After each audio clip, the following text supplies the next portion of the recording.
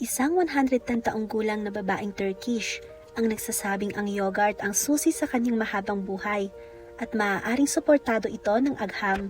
Sa mundong abala sa mamahaling supplements, anti-aging serums at iba't ibang komplikadong wellness hacks, isang 110 taong gulang na babae mula sa kanayunan ng Turkey ang nagbahagi ng isang nakakagulat na simpleng sikreto para sa mahaba at malusog na buhay: kumain ng mas maraming yogurt. Si Semsi Kilik na nakatira sa Kayseri, Turkey ay kamakailan lamang nagdiwang ng kanyang ika-110 kaarawan, isang kahanga-hangang tagumpay na naglalagay sa kanya bilang isa sa mga pinakamatandang tao sa mundo. Ayon kay Kilik, ang kanyang mahabang buhay at mabuting kalusugan ay dahil sa pagkain ng homemade na yogurt at masipag na pagtatrabaho. Sa edad na 110, naranasan na ng Turkish na lola na ito ang mga digmaan, pagbabago sa ekonomiya, at mga rebolusyong teknolohikal na karamihan sa mga tao ngayon ay nababasa lamang sa mga aklat ng kasaysayan. Kung may mga taong may alam tungkol sa mahabang buhay, isa na siya ron. At hindi mo lang kailangang maniwala sa kanya. Suportado rin ng agham ang kanyang teorya tungkol sa yogurt. Sa maraming bahagi ng Turkey at sa buong Central Asia, bahagi na ng kultura ang yogurt. Kinakain ito kasama ng mga pagkain, ginagamit sa mga sabaw, sinasabay sa kanin, o kinakain ng mag-isa. Sa loob ng maraming henerasyon, bahagi ito ng dieta na inuugnay sa mahaba at malusog na buhay. Sa hilagang Nigeria, tinatawag itong nono at kadalasang pinapares sa fura o mga bola mula sa millet.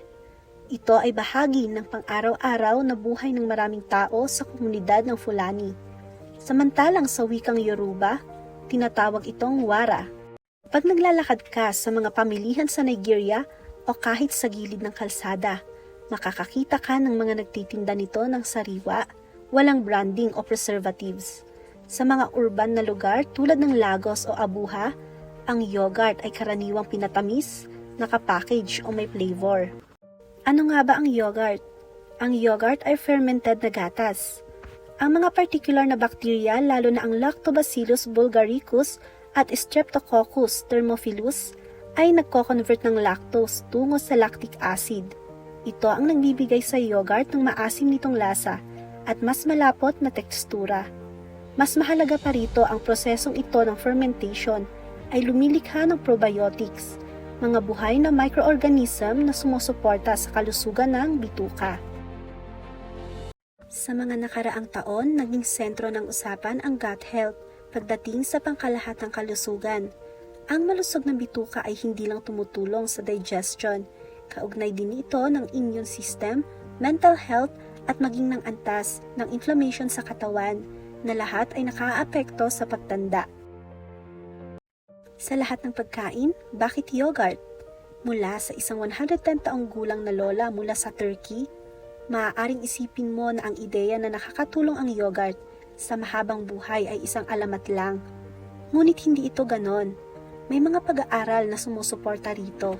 Isang pag-aaral noong 2014 ang tumingin sa papel ng yogurt sa malusog at aktibong pagtanda.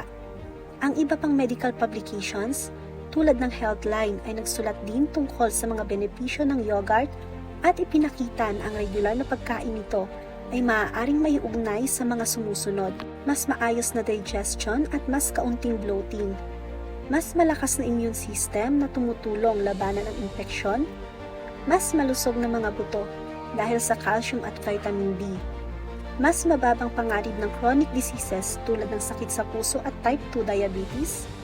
Sa madaling salita, ang simpleng mangkok ng yogurt na tila ordinaryo lang ay maaaring may malaking maitulong sa katawan mo araw-araw.